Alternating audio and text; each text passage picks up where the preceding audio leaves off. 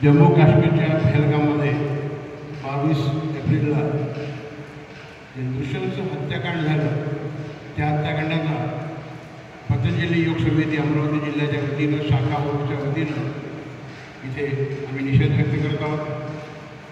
जे निष्पाप बळी गेले, ज्यांनी ते कृत्य केलं, त्या आतंकवाद्यांना शोधून त्यांना जास्तीत जास्त शिक्षा द्यावी व त्यांनाही यमसदनी पाठवावं अशी मागणी पतंजली योग पीठ हरिद्वारच्या वतीनं आम्ही करत आहोत।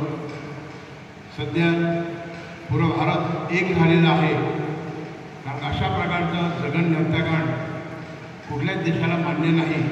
त्यामुळे पंतप्रधान नरेंद्र मोदी यांनी त्या आतंकवाद्यांना आणि त्यांना शोभा देणाऱ्या पाकिस्तानला जमीनदोस्त करण्याकरता संकल्प केलेला आहे।